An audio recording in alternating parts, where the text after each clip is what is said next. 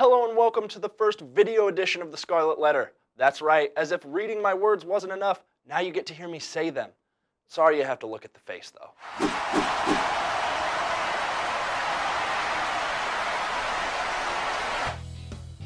College football is almost here, so what better way to kick off the first video edition of a show about sports, the Big Ten, and your Nebraska Cornhuskers than with the biggest storylines of the offseason.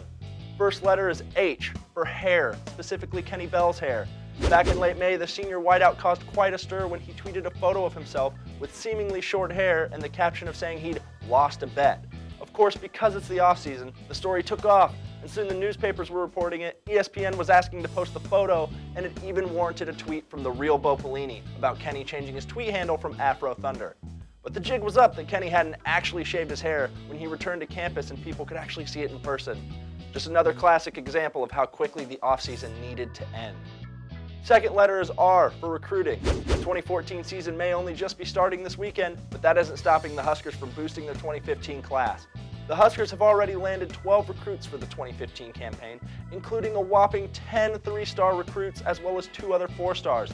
Earlier on in the summer, the Huskers even saw their class in the top 10 in the country, although they've now slipped down to the low 30s as other schools have started to pick up steam. And of course, it's far too early to tell how many of these recruits stick around come signing day, or maybe decide to bolt for another school or better offer. Next letter is I for injuries. It's a good thing the Huskers are recruiting early because if the current trend keeps up, they'll have lots of depth issues by the end of the season. The Huskers have lost a number of players due to injuries this offseason. They've lost redshirt freshman running back Adam Taylor to a broken ankle, and have lost at least 6 players to ACL injuries as well, including nickelback Charles Jackson and sophomore linebacker Michael Rose. It's been a rough period for the Huskers, and that's before considering that they've yet to lose a senior to a season-ending injury, as has been the trend in the last few years with Jared Crick, Rex Burkhead, and Taylor Martinez. Next up is C for cat. Now only the least savvy of Husker fans have by now seen the infamous cat of Bo Pelini. What started as a tweet to the coach's counterpart Bo Pelini on Twitter quickly spiraled into madness. We saw a photo of the cat being taken on a recruiting trip with defensive coordinator John Papuchis, then Bo lifting the cat over his head like Simba on Pride Rock at the spring game, to Bo taking the cat to Big Ten media days. Now I get why this is a good thing. We're seeing a lighter side of a coach who's often criticized for being too intense and too mean, and that's all nice and good. But now with the season starting, can we please put the cat thing to rest? Or at least substitute it with a dog?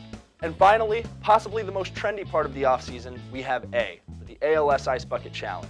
We've seen Bo Pelini do it, we've seen Tim Miles do it, we've even seen head softball coach Rhonda Revelle do it. So who did it best? I say, whoever can dig up a video of someone dunking Bo's cat in an ice bucket. Seriously, screw that cat. That's it for this week from all of us at Corn Fed Sports. Thanks so much for watching, and we'll see you next time.